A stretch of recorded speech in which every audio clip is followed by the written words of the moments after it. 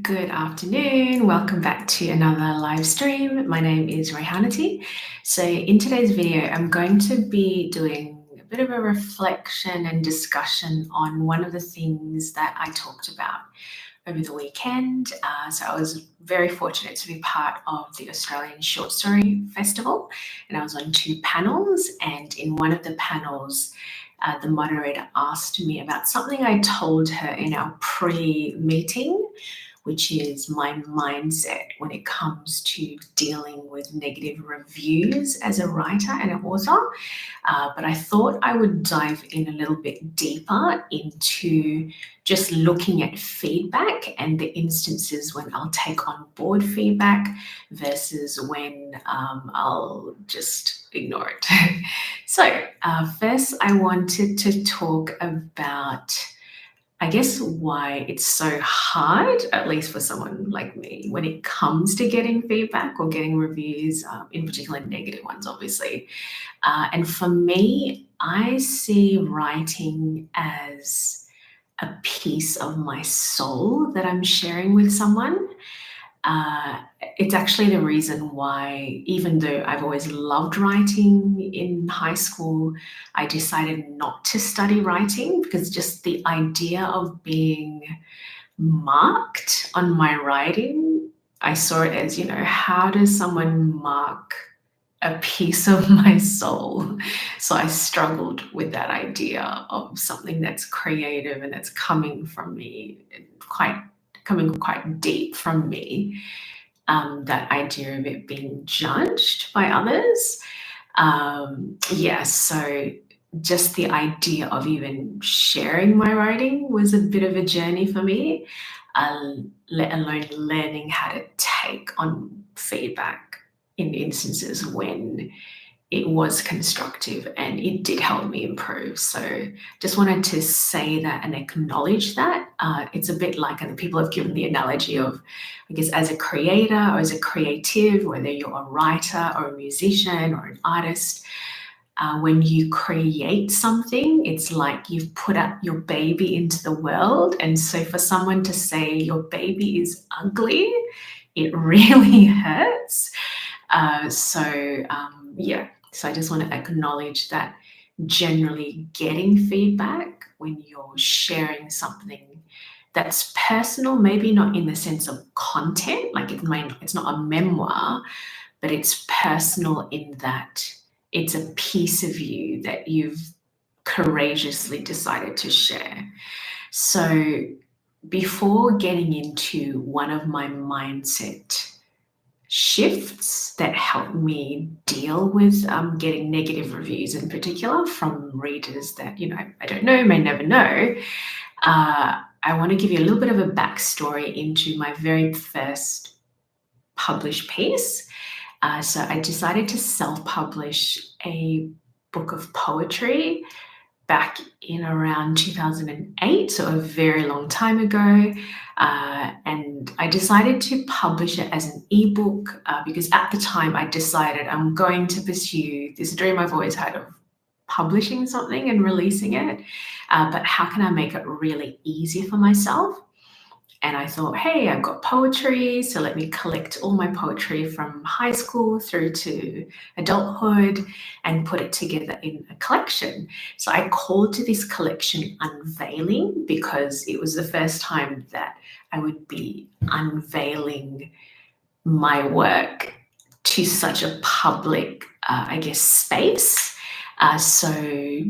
Yes, but I didn't know anything about sort of publishing and that whole world. I was very new, and I would say there's a lot of things that I did wrong, and consequently, I have actually unpublished that book. So you shouldn't be able to find it unless, someone's putting it up somewhere for free. So in that process of having that book out there, and because of some of the mistakes I made, which I will touch on in this video, I did come into contact with some quite negative feedback. I did have, some kind words from some people, but otherwise I did get negative feedback. And initially, it always feels like a little bit of a punch in the stomach. But in reflecting on that experience of getting that negative feedback, I came to a realization one day that when writing is concerned, when, poetry or novels is concerned, I myself don't like everything that is written out there. And so I came to this realization that if someone hates my writing, at the end of the day, just like I don't like every writing, and there's certainly some pieces maybe that I would say I really dislike, it simply says that they're not my reader, they're not my tribe, they're not the audience that I'd hope to find through sharing my work. And so these days, I actually will tell people that it's okay if you don't like my writing. It just simply says you're not my reader. So, for example, I like stories with a happy ending. I can appreciate a story that isn't a genre where maybe there's like a shocking, unhappy ending. I can appreciate maybe the writing, just how they told the story, but it probably would be an author I wouldn't read again. And that's not a comment at all on them as a writer. It's not a comment on their craft, but it's just simply that I'm not their reader. And so similarly, when friends say that they'll read my work or buy my work, I actually will be like, you know what? It's actually okay if you don't like my work, because I'm trying to find those people out there that resonate with my style and my content and so forth. So that's one big thing that's really helped me, even empowers me, I guess, when it comes to getting the very negative feedback when it comes to my work. But relating to this, and I talked about this actually at the on the panel I was on the weekend, but especially because I've decided to self-publish my books, I feel that the responsibility is with me to help my readers find me. And the way that I do that is, for example, the cover that I choose. Although they say don't judge a book by its cover, 1,000% people do. So, for example, if you really love fantasy books and you look up the category fantasy, the covers have a similar style and feel. And so, if you write a fantasy book and the cover sticks out like a sore thumb, it's even unconscious, but a reader may come across your book and be like, oh, I don't know if I like it, because just something about the cover feels off. So for me, that's one of the ways that I try to help my reader find me, is I really try to make sure my cover either fits the genre that I'm writing in, and or it just has the feeling and the style of my work, because that was actually the first mistake that I made when I released Unveiling. So because Unveiling, as I mentioned, was sort of me unveiling my work for the first time on a very public platform, one of my friends, he's a graphic designer, so he helped design my cover. So he gave me a couple of concepts, but the one that I really liked was a very symbolic cover, but it didn't really represent the actual content of my work. So the cover was, so on the cover you could see like a woman's eyes looking up, but you couldn't actually see her face. So the idea was you would open the book and you'd be unveiled to me. But the problem with that I discovered is people were just completely off the mark in what they expected my writing would be. Like, it was like almost like people were expecting this story about a Muslim woman who wears niqab and, is oppressed. Literally, that's what it was like. So I was like, okay, mistake number one, make sure the cover actually represents the content itself. Yeah. And I'm not too sure about my wording at the time, but that's the other aspect about helping my readers find me that I now understand and try to make sure of, which is your choice of words in the actual book description. So obviously, as a self-published author, the onus is on me to get that right. Whereas if you're traditionally published, then the onus is on the publisher. So that's, I guess, that was one of the other things I discussed in another panel on the weekend at the Australian Short Story Festival, the idea of self-publishing versus traditional publishing. With traditional publishers, they should already know some of that stuff of, what cover will work for a genre and what's the right sort of description, etc. But if you decide to go down the route of self-publishing, that's very important if you want to fit a certain genre. Obviously, if you want to do something that's a little bit more unique, I would still recommend looking out there. Is there another author that's similar to you that also is in this sort of I guess, unique kind of genre, not mainstream, and what style and so forth do they have with their cover? So just some things to think about. So next thing I wanted to talk about was just looking at the idea of feedback itself and just a deeper dive and discussion on feedback. When do I take on board feedback versus when do I just completely ignore feedback? So the first thing is, where is the feedback coming from? So in the case of if it's actual book reviews, I'm sure you might have heard this tip before, but I've heard this before in just other podcasts and things. But I know some authors, when it comes to reviews, they'll completely ignore the one-star reviews because they're just haters. So I guess for me, the one-star reviews, the way I cope with those is literally, they're not my reader. Maybe I made a mistake with my marketing. So that's what I take on board is they shouldn't have even picked up my book. I need to do better at, making sure they don't actually buy my book next time because it's just not for them. As for 5-star reviews, these are obviously your readers, your tribe. So you could still learn from that. Like, is there something that they say they love? So then, if you're going to be writing more, and again, this is probably more relevant if you're I guess, definitely if you want to write in a more mainstream sense, whereas if you're more like a literary writer, it might still be helpful to get an idea of what other people liked about your work. Although I know sometimes people in the literary space, they just like to be different, so they may just not really take feedback at all, maybe. But definitely, I guess if you want to write for a bigger market, you do have to consider what people think about your work because you want them to buy it again. So you can learn from those positive reviews, 4, 5 stars out of 5.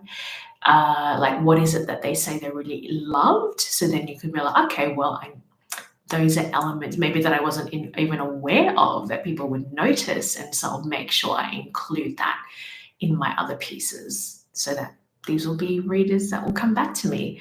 But as for the feedback that's in between, so probably I'd say the 3-star reviews, this is still a bit hard because especially if you've come from this kind of upbringing that I have of, really trying to be perfect with everything, it's still hard to kind of be like, oh, it's not perfect.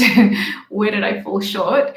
But I've definitely had this feedback or this advice from other writers that they're the most valuable reviews because you can learn the most from them. So they're not just haters where, it's not even worth reading, but they are likely giving you quite constructive criticism.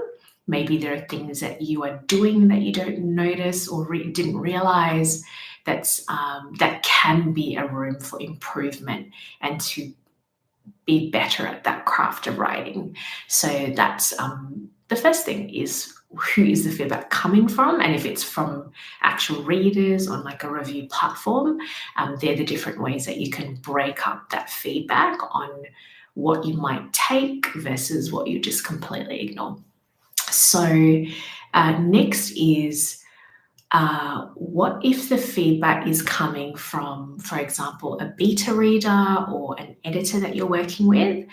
So something that helped me firstly when it came to getting feedback was, in this case, you're asking for the feedback. It's still nerve-wracking because it's still my piece of work, it's still a part of my soul. But what I told myself as like a mindset shift, I guess, was these are people that are partnering with me to make my work the best version it can be. So it's a little bit different to, it's just out there and it's just something that, random readers that you maybe may never even meet is telling you about your work.